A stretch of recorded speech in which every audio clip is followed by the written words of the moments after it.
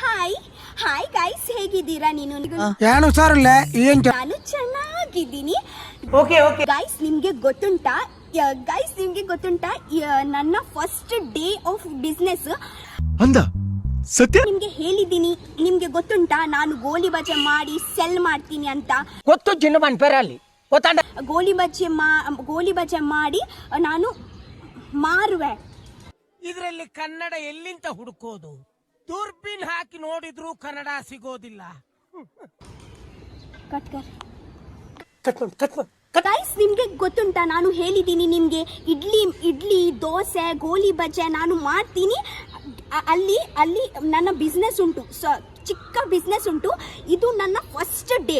ನಾನು ತುಂಬಾ ಎಕ್ಸೈಟೆಡ್ ಇದ್ದೀನಿ. ಎಂತ ಗೊತ್ತುಂಟಾ, ನಾನು ಅಲ್ಲಿ ಕುಕ್ ಮಾಡಲ್ಲ. ನಾನು ಎಂತ ಮಾಡಿದ್ದೀನಿ ಗೊತ್ತುಂಟಾ, ಮನೆಯಲ್ಲಿ ಇಡ್ಲಿ ಮಾಡಿದ್ದೀನಿ, ಇಡ್ಲಿ ಮಾಡಿದ್ದೀನಿ, ದೋಸೆ ಮಾಡಿದ್ದೀನಿ. ಗೋಲಿ ಬಜ್ಜೆ ನಾನು ಅಲ್ಲಿ ಮಾಡ್ತೀನಿ. ಅಲ್ಲಿ ಚಿಕ್ಕ ಗ್ಯಾಸ್ ಉಂಟು, ಗ್ಯಾಸ್ ಅಲ್ಲಿ ಒಂದು ತೋಪ್ ಉಂಟು, ತೋಪಲ್ಲಿ ನಾನು ಗೋಲಿ ಬಜ್ಜೆ ಮಾಡ್ತೀನಿ.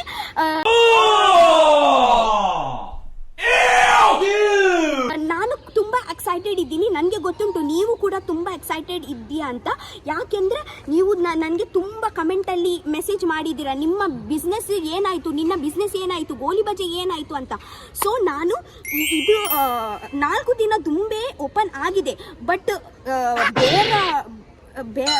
ಅಲ್ಲಿ ಎಷ್ಟು ಕೆಲಸ ಉಂಟು ಗೊತ್ತುಂಟಾ.